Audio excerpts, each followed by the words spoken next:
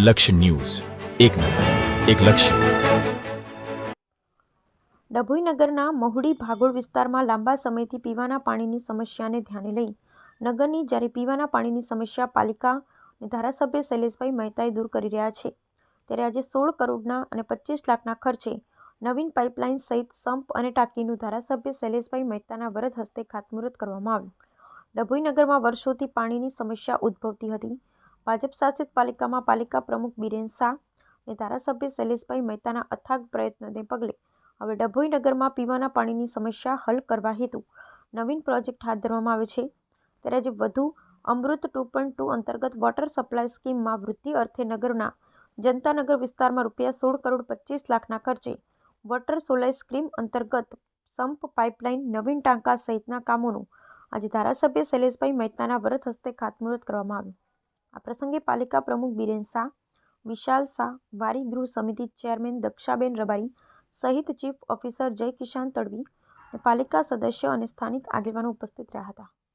આજે ડભોઈ નગરમાં મહુડી ભાગોળ વિસ્તારમાં જે વર્ષોથી લોકોની સમસ્યા હતી પાણી માટેની, એ સમસ્યાનો ઉકેલ લાવવા માટે અહીંયા આગળ પાણીની ટાંકી, સંપ અને પાઇપલાઇનો માટેની ડિસ્ટ્રીબ્યુશન સિસ્ટમનું આજે ભૂમિપૂજન કરવામાં આવ્યું છે.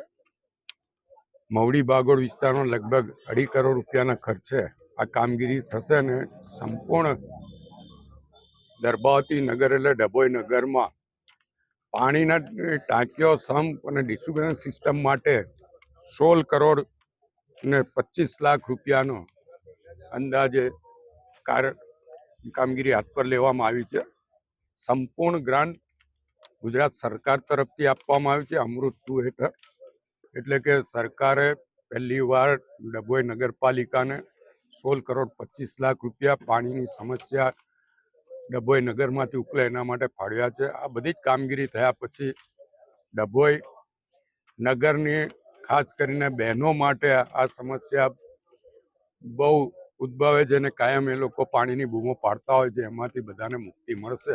હું તમામ નગરજનોને અભિનંદન આપું છું. ખાસ કરીને ડભોઈ નગરની બહેનોને અભિનંદન આપીશ કે એમને જે લાગણી ને માંગણી સરકારે મંજૂર રાખી છે અને 16 કરોડ 25 લાખ રૂપિયા પાણી ડિસ્ટ્રીબ્યુશન માટે નગરપાલિકાને ફાળવ્યા છે.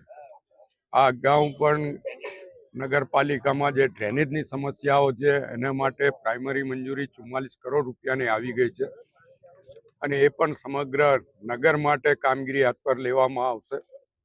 એટલે કે લગભગ 60 કરોડ રૂપિયા ફક્ત પાણી અને ડ્રેનેજ માટે સરકાર તરફથી નગરપાલિકાને ફાળવવામાં આવ્યા છે.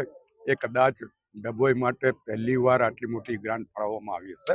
એટલે તમામ નગરના નાગરિકોને અભિનંદન અને શુભેચ્છા.